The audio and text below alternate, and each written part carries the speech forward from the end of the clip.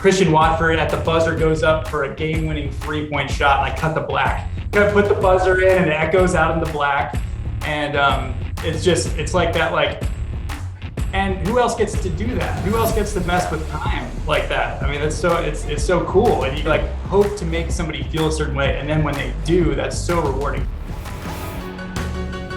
We've been called a lot of things.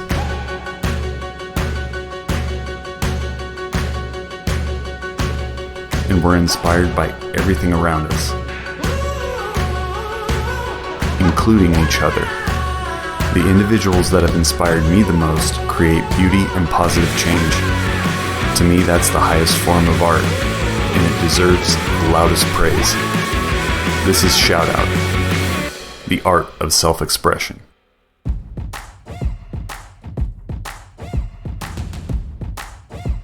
On this episode of Shout Out, the 8-time Emmy Award-winning documentary filmmaker and editor, Nick Ruff. Last 10 years has been very heavily in documentaries, feature documentaries. So I wake up and I get to work. A couple years ago, I got to be involved with editing a documentary about an operation that they did in Haiti. You kind of like transcend yourself and you imagine what these kids that are in like the darkest corner of Haiti, what do they need from an audience to see and feel to get the audience to go and do something about it? There is a high like none other, just when things feel like they're happening. It's incredible, and you can just see it, how it's gonna play with music and in front of a crowd. That's just, it's like goosebumps on the back of your neck. I grew up, my parents were very, very supportive, which is like kind of shy. I still think back on it, I was like, man, you could have like very easily thought it many times, but you never told me to go get that day job. I feel like I'm a control freak with films because you control the pace, you're like the timekeeper, you can make things happen at the beginning of the movie or the end of the movie. You can suspend disbelief for a minute. Just kind of want to start with your backstory, and you had mentioned something about watching Titanic, and from that moment on, you're like, I've got to do this. So if we could start there. Yeah, it all started for me when I think I was in 4th grade. My mom took my best friend and me to see Titanic, and I don't think she realized what she was signing up for. Kate Winslet, topless, 45 minutes of the movie, a couple of 4th graders. Yeah, I mean, that's always the thing I go back to, is that seeing that movie. I remember never taking my winter jacket off. Like it was, I think it was April. It was like the 100th anniversary of the Titanic sinking. And I remember never taking my jacket off in the theater because I was so plugged into the screen. Yeah. And I mean, it was like life changing. And there was one particular shot. There's a shot where there's a woman who's floating in the water and she's dead. And the camera's looking up to the sky, and the whole theater lights up because the shot's looking right into this light. And I remember looking around at that moment, and there was a woman sobbing behind me in the theater. And I was like, I remember like that moment, I was like, that's what I want to do. I want to make that lady cry. Yeah. Yeah, behind me, like for the right reasons, not because she's, terribly sad, but because she's, affected by it. Yeah. So, okay, I want to pause right there and kind of expand on that, because like being a filmmaker and creating, and you're talking about emotion, do you consider yourself an emotional person? No. But do you okay, you may not express it, but do you feel emotion very powerfully, or are you kind of on the outside, like looking and watching how things affect people? Yeah, that I think that I probably express emotion inwardly a lot more than I show it, but I observe it all the time. I'm very I feel like I'm pretty dialed into personalities and how certain personalities affect other personalities. We've all had that situation where you watch friends interact with other friends. You're like, oh, this isn't going to go well, or this is going to go really well because they come together. So I feel like I'm always sort of that person in the like the shadow of the campfire who kind of watches everything. Okay, let's go from that moment. You knew that's what you wanted to do. What were some of the steps that you started taking after that really pushed things forward? PowerPoint, actually, believe it or not. So before I had any footage or a camera to be able to capture footage, I realized that this is, I guess, like Windows 98. So yeah, Titanic came out 97. So 98, I think the next year and beyond, I started putting together slideshows in PowerPoint, and I would take music soundtracks from CDs, probably starting with Titanic, and put together slideshows of text slates, like title crawls kind of stuff, like zooming in text, trailer text under music, and I would put stills up, and there were a series of movies that inspired me for music, and that was sort of the next step before I had a camera, and then once I had a camera, then it all changed again. You have a sharp long-term memory, don't you? Yeah, pretty sure. Yeah. And I'm starting to recognize that, because like, Really? I've heard interviews with like Quentin Tarantino, and he's accessing memories and moments in his life like very sharply, very quickly against film history. And I'm starting to see it. I'm like, this is a common theme, man. And I'm glad you started doing it, because I was going to bring it up. Yeah, I mean, I can believe it, because you're very tuned in. You're probably not aware that you're tuned in to a specific industry like filmmaking at that age, but you are, and you start to relate your life to these things that are happening outside of your life that matter to you. And that's the intersection of those two things. I think that's what like sets those dates like concretely in your mind. Okay, so let's kind of go into some of the things that have been happening, because your life looks busy and amazing, and like you're on a constant journey. So what does a normal day for you look like? It's probably not as exciting as it looks on Instagram, which is probably a common theme for many people out there. But normal day. So I edit, I direct and I edit. So editing, I like to wake up early. I start early. Usually I like to begin at 7, and I'll edit whatever project I'm working on. Last 10 years has been very heavily in documentaries, feature documentaries. So I wake up and I get to work, make some tea, and then go to work around 7, and I work on a cut until about 1 o'clock, and then I like to break for exercise or whatever for an hour or two, and then come back to work. And that's a typical day for editing. I feel like there's magic in those early morning hours. So tell me about some of these projects. Is it Operation? Because I've seen 2 different titles. Is it Operation Tucson, or is it Operation? Yeah, Tucson. There's two that I've worked on. The first one is Operation Tucson, which is a feature documentary about an organization called Operation Underground Railroad, and they travel the world and they rescue kids from sex trafficking. And so a couple years ago, I got to be involved with editing a documentary about an operation that they did in Haiti, and we're able to rescue some kids. And yeah, powerful missions that they go on, powerful stories, and it's one of those projects that you never realize, like when you get into filmmaking, you're going to be, like doing some very small part of fighting human trafficking. Like I never would have thought about that.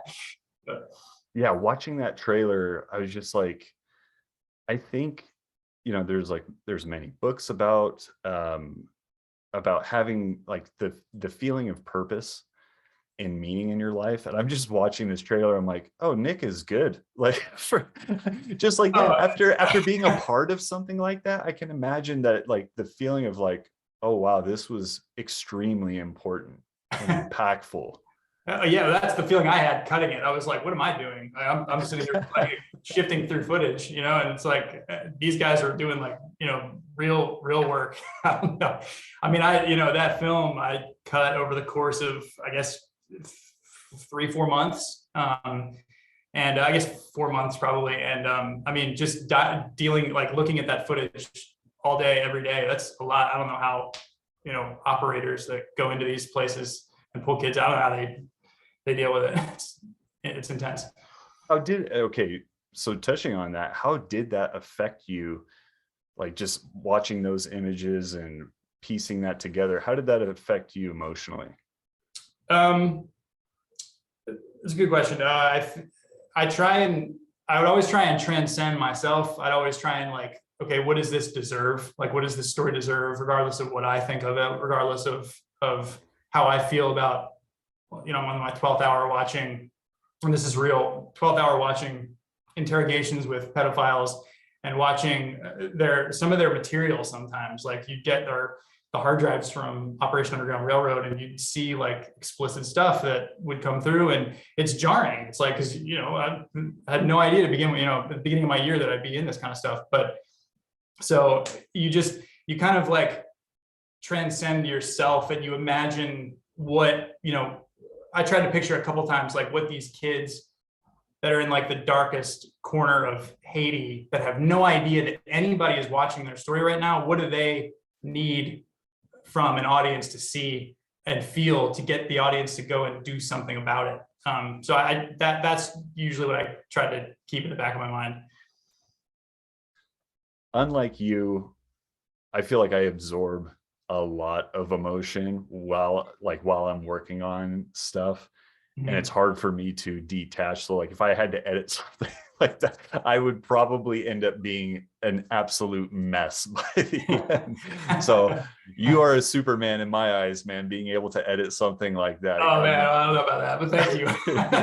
I appreciate it. But the emotion is so important though too, because it's like it's a double-edged sword. Because if you don't feel the emotion, you're not gonna be able to translate that and put that into an edit. You got to feel it, but you try not to internalize it too much, right?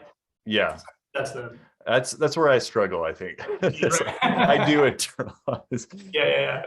Well, you have kids too, so that's a X factor there. Yeah, absolutely. I kind of want to dive into you've directed, you've done a ton of editing. What have been kind of the pluses and minuses of both of those disciplines?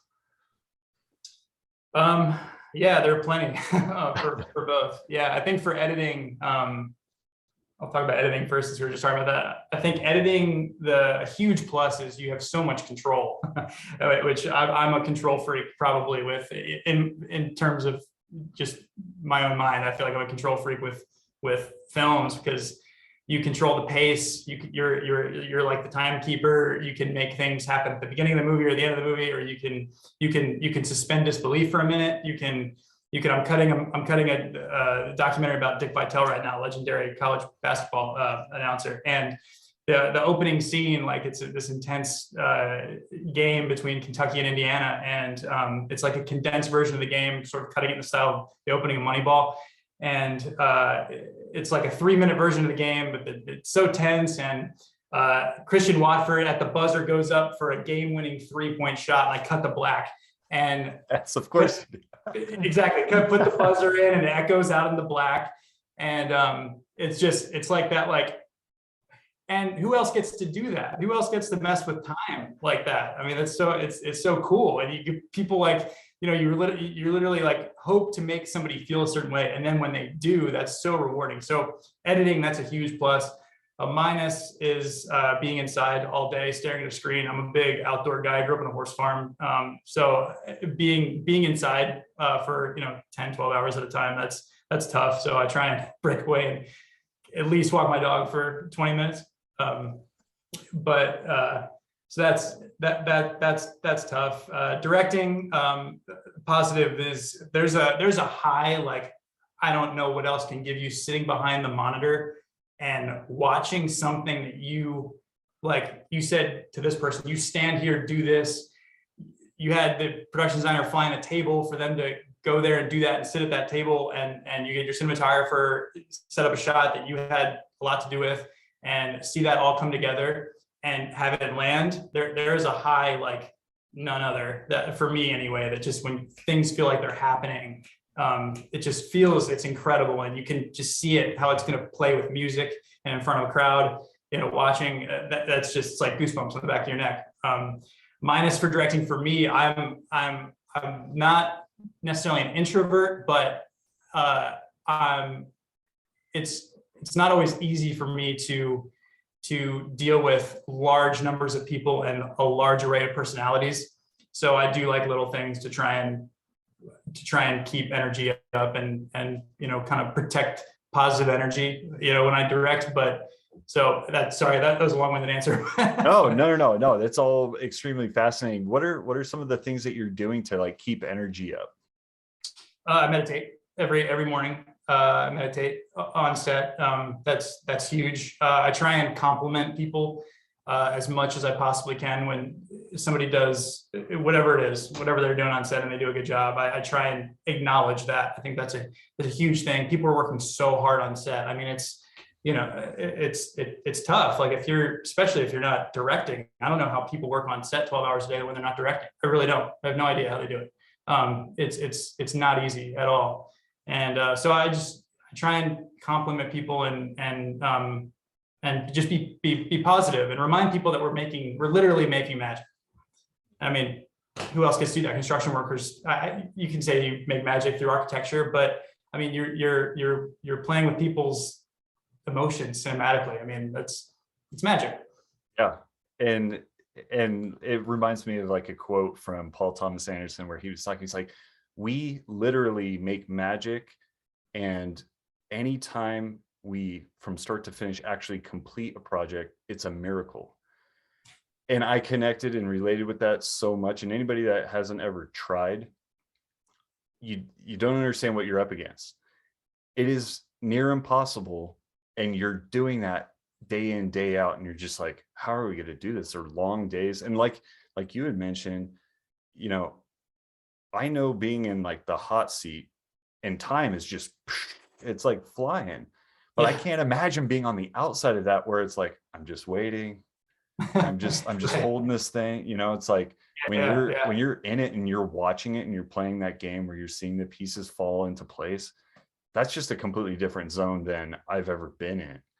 But no, it's so true. I mean, early on when I first moved to LA, my first job was in shooting EPKs, behind the scenes vignettes and documentaries, and yeah, I mean, you're the ultimate observer of different jobs on set, and you're right. There's not everybody has a dog in the fight. It's more like, this is my day job and I'm here, but I'm gonna I'm here all day and I'm freezing cold and I'm low on sleep, and kind of touching on this and going back to editing a little bit, I had a conversation with a fellow editor, and he talked about, he's like, I had brought up a feeling that I had in like my process, and I'm kind of curious about your process. And we kind of like, people talk about flow or being in the zone. This guy particularly, he was like, oh, I call it the vortex. But like, how when you're piecing something together, how does that look? How does it start to unfold for you? You mean like the story? Yeah, the story, or like just piecing together, like from start to finish. Kind of walk us through like how you edit in particular, because I know everyone's a little bit different. It's a good question, because I often wish I did it differently. Sometimes I wish, like, why am I like this? I want to just like move through a rough cut of the entire movie, and it never happens. Like, I want to just like lay down the story very roughly, and I never do it. Every time I'm like, this is what I'm going to do. I don't ever do it. And I think it usually starts with me for finding that if it's documentary, it's finding that like, wow, like bite, sound bite, or it's finding that like that. If it's not wow in your face, there's a moment, there's an intrigue there. Like, there's a curiosity. Curiosity is a word I think about a lot when I'm editing. There's there's this, okay, that's interesting. And why do I care? Okay, let me find the next bite to, okay, that's really interesting. And now why do I care? That's like the boom, boom right away. Yeah. So like for this Dickie V documentary I'm working on right now, it's like the Kentucky Indiana game, super interesting. But then why do I care? Well, I care because Dick Vitale is calling the game and he's unbelievable and he's getting my emotion high. So let me go meet this guy and figure out who this guy is. So that's like phase one. And then it's sort of just letting the footage tell you what it wants to do next, right? Yeah, I mean, you're not, you probably have experienced that. Oh yeah, 100%. And it's great for me, like, to hear you talk about it, because like, I don't know, I have watched like a lot of stuff of like how to edit and this and that, but I think, having a long catalog of movies, it's kind of, I've been watching movies and studying them for so long that like when I get in, I'm not thinking this is what I should do at this point, and so like, to the point that you made where you're like, I wish I did it this way, but this is how I'm the exact same way in that I'm like, it seems like it should be this linear process that's like this, and it never is. It's like, I will like find, I'm like, oh, that feels right. That feels right. And that's what this other editor was talking about as well. He's like, I call it the vortex, because it's like you find one thing and then all of a sudden that leads in this other direction. And then you start going, you're like, yep, it's working. It's working. Then the clock starts spinning, you don't realize it, and you're just like, it's working, it's working. I'm at the helm of this. I'm just watching it being made. Really. Exactly. Yes, exactly. Right. Exactly. And that's like peak state, right? That's like the only thing you could ever ask for is when it just starts on. It's like reading a book. Like you just, a really good book. You can't stop. Yeah, exactly. Tell me a little bit more about Dreamer, because watching this trailer, I'm like, oh my God, this was made for me. This is the kind of stuff that I watch all the time anyway. And then like watching the trailer, I'm like, I have to watch this. Tell me about the experience of working on that. Well, cool. I'm glad you felt that way about it. So for the past, I guess 2015 is when we started working together. I've been working with a director named Nick Nanton, who incredibly talented entrepreneur. He does a little bit of everything. He went to law school. He is a talented, he's a recorded country songwriter. And within the last 10 years, became a filmmaker. And he surrounds himself with just these incredible people. I mean, we've worked on projects ranging from human trafficking. He directed that documentary to documentaries about suborbital spaceflight.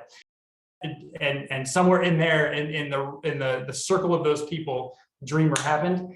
And so, for people that don't know what Dreamer is, it's a feature-length documentary that talks about literally being a dreamer.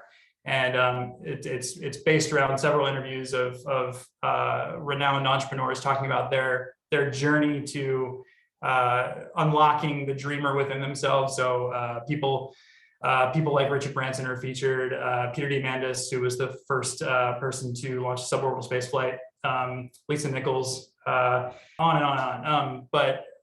So the idea for the documentary was just to create one cohesive story around these interviews with these entrepreneurs who followed their dreams, even though they were told not to do that, to sit down, put your head down in a classroom and read your book and go get a 9-to-5 with health benefits and all that jazz. Was there any common theme personality-wise that you saw in each one of the people that were a part of that story?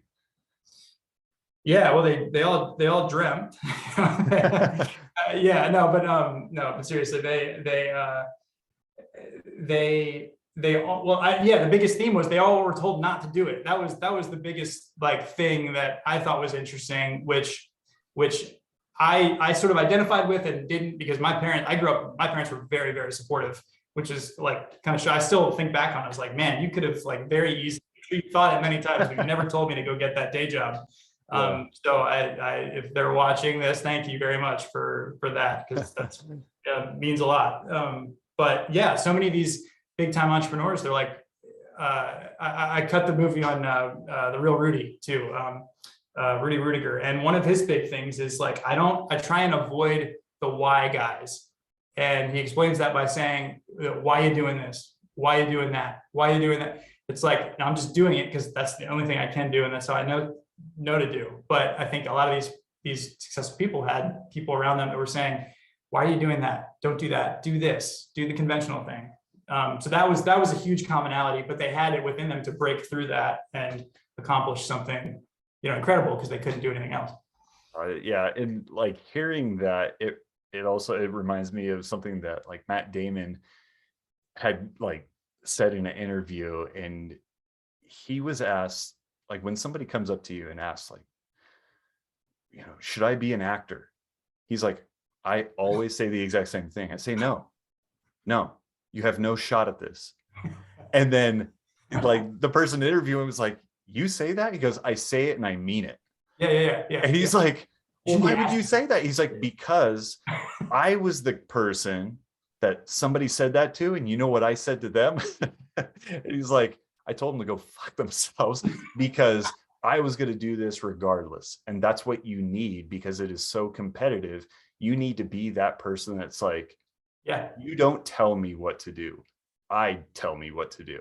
You need to have that fire. And so it's like watching that documentary, watching the trailer to that documentary. I'm like, I need to get, I can never get enough of that kind of like personality, because I'm just like, man, it just makes your heart explode, It does. Yeah, exactly. Yeah. And it like made me realize that everybody's got that thing that they're probably coached out of, like when they're in elementary school, which is sad. But if you've got like the right person, you can kind of, at least one person in your life you can lean into to kind of to breathe a little bit of air into your fire. And you can lean into that, that's huge. Yeah. And I feel like I relate with you. Like I had an amazing support system growing up where it was like my parents were like, yeah, you can do anything. And just like complete belief and positive energy, just being pumped. I really feel like I didn't get any kind of like negativity until much, much later. And by then it was like, no, I'm sorry. My foundation has been so set by my parents and like my environment. You're not going to shake me. But I'm always amazed at the people that like so early on, they're told no, and they still go. Like that's incredible to me. Yeah, it really is. Yeah. And you wonder kind of, is it like bred into them, like before, like from centuries ago, where does that come from? But I mean, I see it totally with you, going to school with your brother, you guys were always, your wheels were always moving, so I could see that your parents had probably set you up for success. It is kind of crazy, like how you just pick up on people real quickly. You're like, oh yeah, very similar. Like you can feel the nurturing where you're like, oh yeah, you've got that positive energy that's just radiating off you. It's awesome stuff, man. If you were to give 3 tips to somebody to become a better filmmaker, if they're looking to get into this, what 3 things do you think would make them instantly a better editor or filmmaker? I think the first one I'd have to say is go with your gut. Your gut's so right. At least if mine is, it's so right. I mean, what else do you do if you don't go with your gut? You're going with somebody else's gut, and that's not always going to work for you. I mean, it's everything. The projects I pick to work on, the decisions I make editing, the decisions I make directing. You just have to go with yourself. If you stand around asking everybody else what they think all day, like you're never going to do anything. You're just going to be somebody else's, minion, and you're never going to be creative. That would be my first. That's an amazing first. And if I could expand on that a little bit, I mean, I remember in an interview, Tarantino talked about that, where he, like his very first film that he made, it ended up like there was some sort of, I believe, like film room disaster where it literally burned up. And he had worked, I think he was about halfway through his first feature film, and it burned. And he was like, I'm so happy that it only exists like in a very short form. He's like, because it was garbage. He's like, and everyone has to go through that. And he's like, and I wasn't trusting myself. I was being very indecisive throughout the whole creation of that thing. And he's like, and after that happened, he kind of took that as a sign, like, I need to trust my own voice. I need to go, like, I know there are all these rules of how to write a script. I've watched so many movies. I know the decisions I want to make, but I feel like I'm being something I'm not by trying to stick within someone else's framework. So then he was like, screw it. Even if I'm unsuccessful, I just want to make a thing. And I want it to come from me and be my own true voice. And he's got like dyslexia. And so he was like, the whole format of even just writing the script and sitting down, that was an issue for him. And he's like, I don't want to mess with all that. I'm going to write it the way I want to write it. And it's going to have my voice. And then as soon as he started really doing that, people are reading his scripts and they're like, who the hell wrote this? Like, who would write it like this? And that's what's made him stand apart. Right. So I think that advice is like, that is the top advice. You have to be able to connect with your own voice, why you started, and what is going to make it feel authentic to you, because people will connect with that. They can spot a mile away, like if you're being authentic or if you're not. Yeah. So that's amazing advice, man. Yeah, no, 100%. I mean, yeah, right. I mean, like Tarantino scenes wouldn't be that, incredibly like long and intricate and a mini roller coaster ride in every single scene. Like, the basement scene in Inglourious Basterds is the first thing I think of. It's like, I would never, like, who else would make that scene that like explosive coming from this like place of comedy at the beginning? I mean, it's just unbelievable. Like, so yes, go with your gut. Yeah. Any other notes that come to mind? Counter to that, surround yourself with good, positive people that are in line with you. That is huge. I learned that more and more every single day. They're only the people, you are the average of the 5 people, right, that you're around. I remember hearing that coming out of Full Sail, I think, graduating, and that always kind of stuck with me. And early on in LA, I think I was around working with certain groups of people, and you kind of figure out who is like, ooh, I really like this. And then you work with this group of people, like, ooh, no, I don't want anything to do with that. But the people you surround yourself with, they either lift you up or they drag you down. And it's like, it can sound dramatic, like, but it's so true. They're only going to make you better. Like, I've worked on projects where I'm just like joyful to be there. I shot a commercial with my former roommate, Mike Mitchell, who's now my business partner. We shot a commercial in Rhode Island a couple of years ago, and we were there. We were supposed to shoot one day, and it ended up pouring down rain, and it was on location outdoors, and the wind was blowing, and we're in this field, and we ended up not being able to shoot. We had to push a day, and it was a huge deal because we were all there the whole crew was there for one day. We had a lot of local vendors coming out to be in the commercial.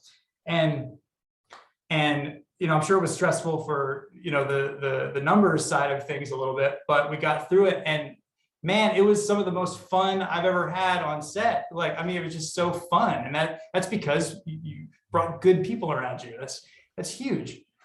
But yeah, so I think that was number 2. And I think number 3, would know what you love. Like, I think get in touch with what you really like, what your voice is, what you love to watch, what makes you feel a certain way, and allow that to come through you and inspire you. Like, whether it's like for me, so like 98 changed me, or 97 changed me with Titanic. The next major year that changed me was 2004. 2004 was when Friday Night Lights came out, The Bourne Supremacy came out, Man on Fire came out, Collateral came out, The Village, another movie that hugely inspired me. Massive year for me. And I took from all of these movies like pop, pop, pop, pop, pop. And maybe it was because I was, however old I was there, 16. And that was an impressionable year for me or something. But I still draw from those movies that I just mentioned are huge sources of inspiration for me. Every single project I work on. That changed, but I know that. I feel like I've allowed myself to know that that's what I like. So I'm going to be better if I sort of lean into what I like. I want to get specific on, this is completely selfish. I want to get specific on Collateral, because that hit me hard too. I want to know, like, what are some of the takeaways that you got from that? Collateral. I mean, fuck, it's Michael Mann. I mean, yeah, Michael Mann, that's number 1. I mean, it was just cool, right? I mean, I love you describing it that way, because that is, Michael Mann has mastered cool, like cool. Making some, oh my god, yeah, he does. I mean, like, I'd seen Heat, but I was little, and so Collateral was the first movie like cognitively was online for that Michael Mann had made, and just the music and the colors and Tom Cruise having gray hair, like, what is this about? And It's Silver Fox. the Silver Fox, that opening shot with that I mean, and this isn't the only movie to have done this opening shot, but the opening shot of Tom Cruise walking through the crowd of people in slow motion and that long lens, and I mean, that if that shot doesn't draw you in and wondering like, what the hell's this movie about to be about?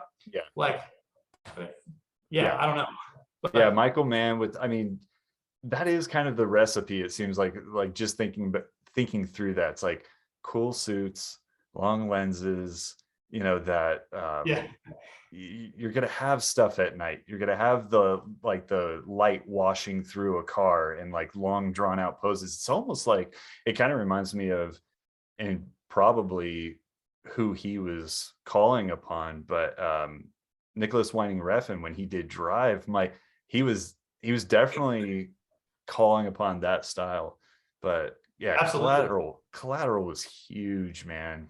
It's good. I'm glad we're talking about that, because I really haven't talked about that movie with too many people in the last. Yeah, it's so specific. Yeah. That's why it's kind of funny for me to hear you. I'm like, hold on, all right, there's probably not going to be too many people that connect with that specific movie. But I remember watching that for the first time, and then the second time and the third time, I was kind of obsessive about it.